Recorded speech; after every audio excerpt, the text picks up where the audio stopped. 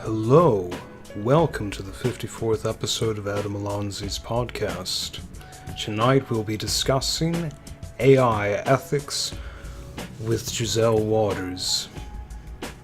Gisele offers a unique perspective on the problem of designing moral AI, one which, despite being in the field for 2 or 3 years, I have not given much consideration. So, sit back, relax, and enjoy the show. And please consider visiting the podcast Patreon. Hello, Gisele. Hello, Adam.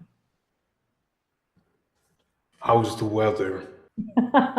Actually, it's just gotten much better. It was quite cold, got down into the upper 30s, and now it's back up to 70 or 72. Beautiful, sunny, and shiny. Oh, it was pretty gloomy here until about 10 minutes ago, so we'll say that you brought the sun out. Oh, thank you so much. I appreciate it. Thank you for having me on the show. I appreciate it. You're welcome, and thank you for being here. So AI ethics is this huge interdisciplinary field. So I think when someone clicks on this episode, they don't know exactly what to expect. I hope they don't think we're just going to be babbling about the trolley problem. Gosh, I hope not. I would say that if that's your entry into me helping explain to you how I understand it, I can certainly begin. Yes. Okay. Well, I would say that there's, nearly universal agreement among most AI professionals that AI falls short of right now matching human capabilities in some critical senses, and even though AI algorithms have beaten humans in many specific domains, such as even the hardest games like Go and chess and so on and so forth, we're now just beginning to approximate some higher order cognitive capabilities, and that's why this new era of cognitive intelligence has been coined. But in terms of ethics, the field of artificial intelligence has grown up over the past 40, 45 years, and ethics at that intersection is really, in my opinion, quite an infant in terms of how people are learning about the impact now of all those decades of AI. And the FANGs of the world, Facebook, Amazon, Netflix, Google, or Apple, however you want to toss them around, and Amazon, are the forefront syndicate, if you will, ushering in an age in which we are now rethinking how we write code, why we write code, under what conditions, and how we look at and view and analyze data, what we do with it, how we predict human and the social condition from it. And if petabytes of data are being processed and trillions of data points are being processed on us on a daily occurrence, folks are just beginning to learn about the ethics of those types of decisions that technology can do. And so when I look at ethics, it's really about behavior. I do not stop at seeing that the professionals have been looking to write principles, codes of ethics, or a manifesto, or a company policy.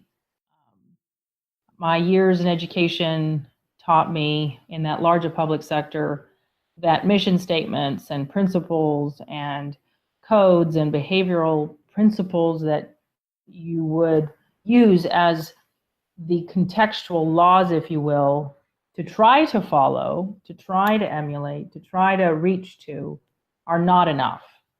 And we have laws on the books. of how humans should act globally. It varies by region, it varies by demographic, it varies by nation state. But in reality, that the human factor in artificial intelligence ethics is such an incredible Gordian knot that the ethics portion of this technological advance and the exponential growth rate of it hasn't even begun to deal with beyond the principles, beyond the mission statements. It hasn't begun to address what is the behavior of those that write code. So that's my angle on it. That's what I'm beginning to research, and that's what I'm beginning to write about, and that's what interests me. That field is very nascent. So there seems to be a need for situational ethics. Absolutely. Well said. Whereas the initial approach, say, of EthicsNet, when I was preparing their scenarios, we were looking more for a global, universal data set for machines to work off of. But your contention is that because of the great variety and diversities in laws and norms across the world, we'll also need those nuances, those things to color machine behavior. Not machine behavior, but to better understand the human behavior that leads to both an integrated and disintegrated impact on humanity. I'm looking for how humans change their behavior so that they understand the technological impact on humanity. So on the overall, you're change for the better? Well, I mean, I think we're not doing a good enough job on lots of fronts in terms of analyzing and our own behavior and being self-aware. We're many, not a lot, but some or many are very focused on machine bias. But if you are human, you are biased, and therefore you will create biased code. And therefore you will create biased programs. And there is no getting away from that. But self-awareness does a lot for how to mitigate risk, unintended, perhaps, errors, potentially.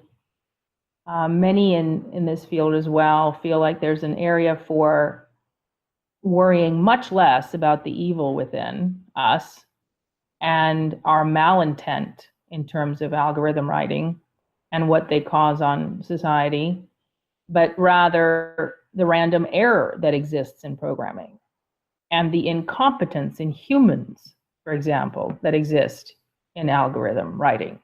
So we tend to want to demonize the technology or demonize the artificial intelligence, but we must first look in the mirror. When we're doing anything, whether we're painting or writing or whatever, we're engaged, we're not really thinking about how or why it's going about. And if we become too metacognitive, then it loses all of its spark. But when we're creating things that could be affecting other people's lives, clearly we have to have some self-reflection. Oh, I think it's beyond we have to have some self-reflection. I think it must be required. When you are impacting billions of people, there's absolutely no other way to proceed other than being required to be responsible and accountable for what you write. And from my position, there's a supply chain of command that there is a responsibility supply chain, rather, of command over those algorithms. And private industry would probably not like it. Okay, they definitely won't like it. Their argument would be it would stifle innovation, it would stifle profit margins, it would stifle operations, it would slow things down. But I'm not talking about a large regulatory big brother. I am not talking about anything of the sort. To me, it's about what you do within your organization and who can help you get there. If you are looking at your behavior while it's happening, and there's no necessarily top layer or additional layer, but it is an automated process to look at how you're writing and why you're writing, and it's an inquisitive process during just your normal execution of your tasks, then we're not going to paint something that is not needed. We're not wanting to add a bulky, robust process of supervision here. This is simply a part of doing good business for good reasons in order to create good in the world, which many would say is what they aim to do. And by they, I mean those that control billions of data points for billions of people and that is their source, our data. Does that make sense? Absolutely. Of course, we know that in many, I would say at this point, most industries, although I'm not intimately acquainted with most industries, willingly adopt sets of standards and certain compliances, not necessarily because they're obligated to, but because it makes them look better to customers and investors. Absolutely. I mean, the whole the organization that I work with for Risk Subgroup in this area, IEEE, it creates standards by which many companies must and have to abide by in compliance for all sorts of computer information systems and IT and technology and so on and so forth. So there are super layers of organizational and professional requirements. And it's a well-known research base at this time that if you do add sustainability goals, if you add impact goals and look at the why and the how, that in many ways you actually can still make money and do good. Which might be one of the reasons why AI ethics is everyone's business. We have to demand the standards, just Yes. as we demand cage-free chickens. Correct. Yes, and it's going to organically, the growth of ethics and its development into both a robust science and art will grow proportionally to the demand that consumers require on the ethics of private industry. So at this point, we have very perhaps piqued interest that people are realizing there is no such thing anymore as privacy. And if there is any such thing as privacy, then it is because it is granted and allowed to us. It is not because we have demanded it or asked for it. It is because it is given to us by piecemeal in specific statements that very few of us understand, and we must accept in order to use, in order to consume, in order to move forward with our lives, because algorithms control our lives. Now, do you think that if and when AI becomes more general, that some of the problems with biases will be resolved? For instance, if the machine initially analyzes a bunch of data and comes to the conclusion that people named Adam are more likely to pay late on their credit cards, that they might double check it, find it as an anomaly, look for other sources, somehow correct it, like a human being would. No, I don't think that we're 5 years away from that. As you're talking about their cognitive capacity reaching a better level of being able to sift, discern, differentiate feedback on itself,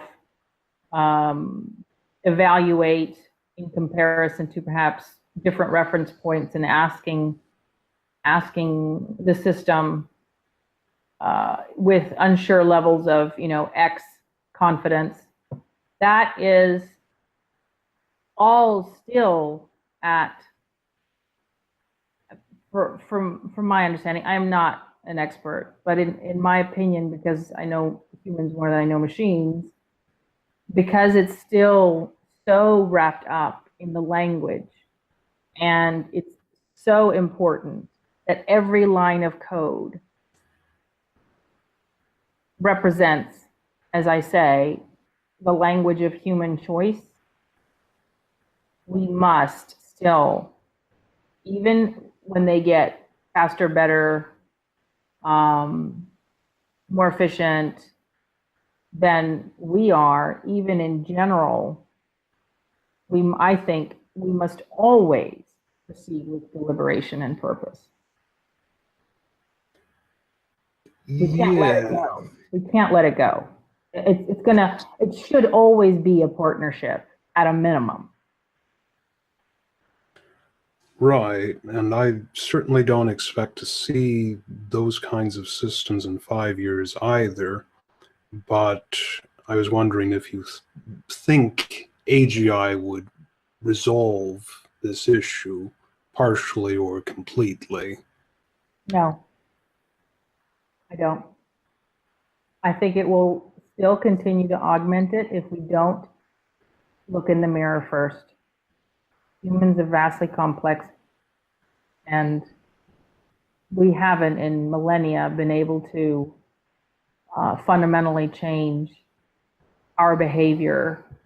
And that means that how we make decisions, why we take those decisions, will be reflected in our writing of algorithms. I can certainly agree with that, but there is presumably, and even with fairly simple deep learning programs, we get unexpected results. And that goes back to, the random stuff, the black box issue. I mean, even subject matter experts in the top 10 experts in deep learning today would probably agree with this statement. Sometimes they don't know why the machine does what it does, right? They don't know why the program chose what it did.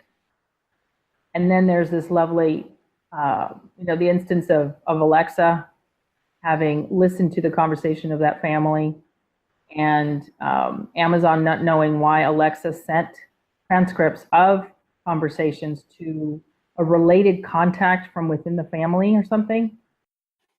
And it just randomly sent someone in an email in their contacts transcripts of a personal nature that they had in the home. Just for that reason, for that small random error possibility, myself and my husband are just not going to buy Alexa. I don't think I'm going to resist that for a very long time. We won't have it. My brother does. He has Alexa, but I don't. You? No, I'm just a poor, simple swamp man. I mean, I keep my camera with a little sticky, covered. If I could note my phone, I would too. I mean, I don't have any illusions that we have any privacy anymore. But those kinds of random, back to the question, those kinds of random errors, and the notion that we really don't even understand where we're at right now, and that we have such an issue with black box, I don't know, it's a little scary. Sure, and even if you write a fairly simple neural network to go through Jan LeCun's handwritten digit set, it's tough enough right there. The telephone problem, right? You say something to one person, that person says it to another person, and so on and so forth. Not that that's what code writing is like, But in some ways, in a very rustic way, even if there is a minutia of a slight derivation, the temperature has changed on one variable, for example, because of some instance, a butterfly effect, then there are incrementally a node, a matrices of possible variables that are changed, right? Mm-hmm. And that's me not even understanding fully, and not being a subject matter expert, but I understand chaos, and I understand how complexity can take anything and make it extremely difficult to understand, regardless of domain. Yeah, and there's been some recent work, some exciting papers published in understanding how chaotic systems evolve. Sorry everyone, there was a slight glitch in the matrix, but we will pick up the conversation here. Well, country means, well, of course, obeying the laws of the countries at the same time, which can... There's laws. Laws will come, and I think they're going to be inevitable. They may be the slowest portion. The regulation will be the slowest portion because, as everything is in government, it's always slow. But I think at this point, private industry is going to self-correct as soon as consumers demand it, and it's going to be a growing process of demanding correction and leaning in towards ethics and self-reflection around ethical behavior. I mean, I hope to be a part of an ecosystem that requires private industry to self-correct. And so I believe probably in 10, 15 years, there's going to be what I would help to create, which are something called maybe ethical behavioral analysis units. And we'll triage what occurred. We'll do some reverse forensics on what happened in the supply chain of algorithm decision writing, and then look at why something happened. And we'll analyze it like an instance, like an adverse event. I think that world is inevitable. Yeah, the profession of robo psychology.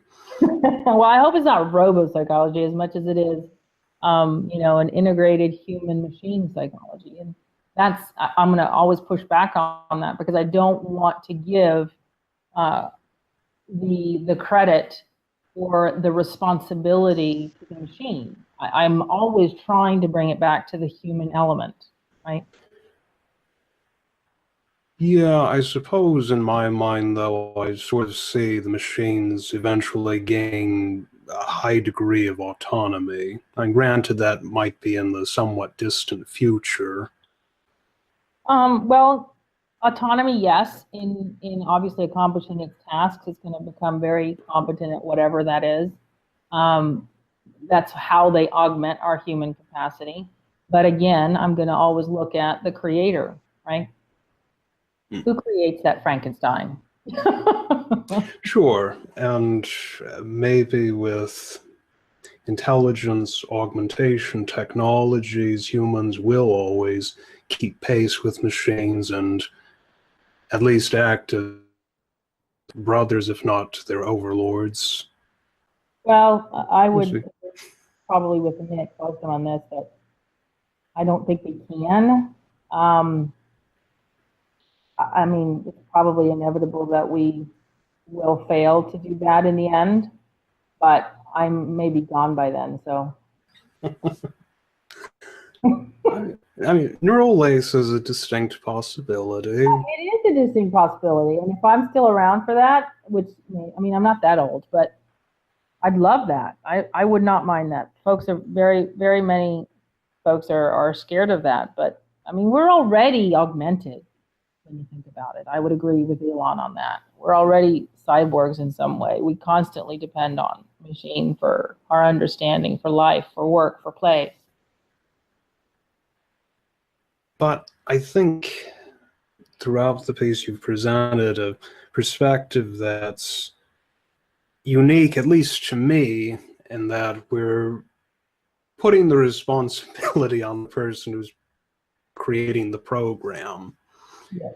Whereas in popular journalism and even around AI folks, typically they talk about the program as being its own entity.